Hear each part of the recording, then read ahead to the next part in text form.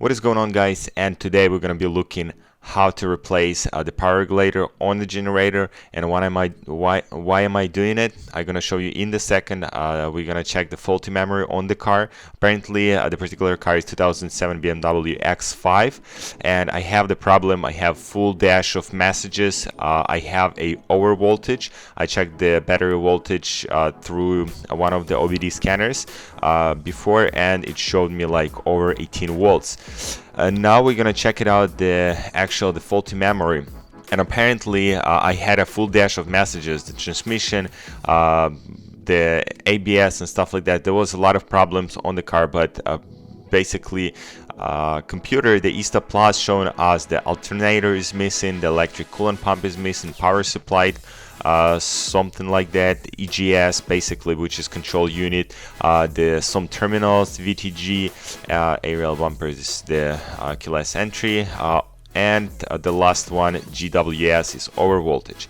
It's not showing it because car is not running while I'm testing, but yeah, let's start actually removing the generator, and then we're gonna replace the actual power regulator, and we'll test the actual end result. E70 2007, we have problems with electric system. We got our tool, actually we got our 13 mil. We got our 4 bolts. To remove the troughs. And there is 3 little clamps, 3 little knobs. So situation, we're gonna undo the housing, which is going the actual return line from the radiator to the coolant tank, and we're going to remove the bar and place it on the top. We're gonna slide the line back, a hole for the tensioner. So this is the E-type. So apparently we need to T60 to actually detension the belt and make sure you're not gonna slip. So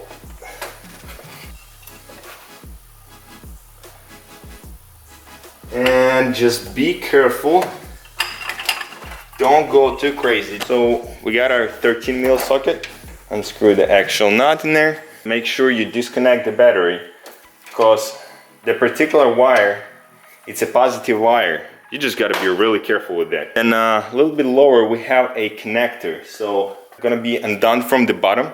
There is a little knob at the bottom of the connector, and you just gotta press it and pull it out. So that's what we have right now. Apparently we got E12. They're not too tight, so we also have 2 screws at the bottom.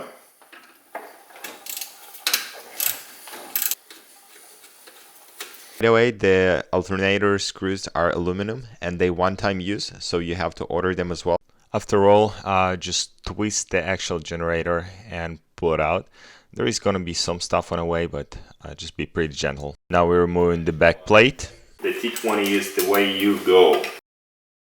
We got to be able to remove the plastic piece. Now we got our regulator.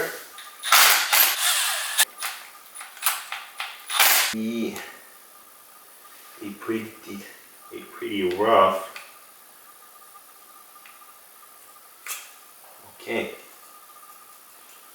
So apparently that's what we got.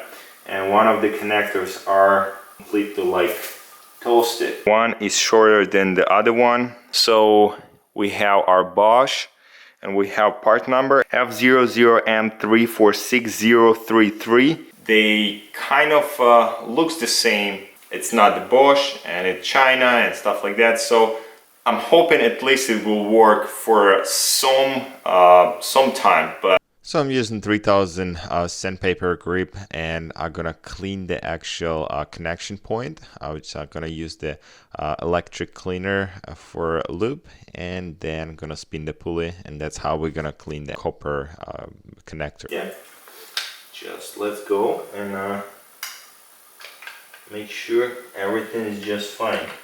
I'm going to put the screws back So there is also a way you can replace the actual power regulator without removing the generator, but I did this for the sake of education, and in my case I just was doing some other stuff, so that was kind of part of the deal. But basically, if you know what you're doing and you can remove the air box and stuff like that, you can replace power regulator without removing the generator. 2 smaller closest to the center and 2 bigger outer, I mean. So I'm not going to be tightening it up. Oh, shoot.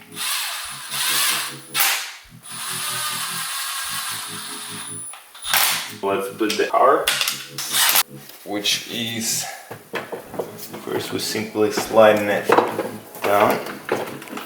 Make sure you're not going to damage the housing. Sliding it to the side.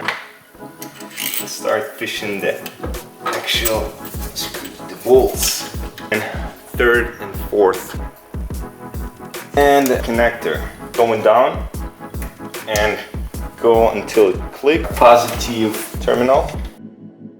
And we got 13mm nut. And now we gotta do what we gotta. Let's put our crossbar back on. Put the knob out. Pull it out. Pick it up. Slide it the underneath of the AC line. Proper position. Type it up the handle. Now we're gonna simply check our voltage. Really nervous right now. 15.5. Let's put the lights on. AC on. And around 15.2. And whenever the fan gonna kick on, we're gonna have 14.9. So this is apparently pretty good voltage. Sorry guys for the content quality. Apparently I was doing everything on the go and as fast as possible, so there was no time for camera movement and stuff like that. I hope you get everything what you need from that video. Anyway guys, if you like the video, please put the thumbs up button there, subscribe my channel and leave me a comment below. It's gonna help me a lot. Anyway, I'll see you in the next one.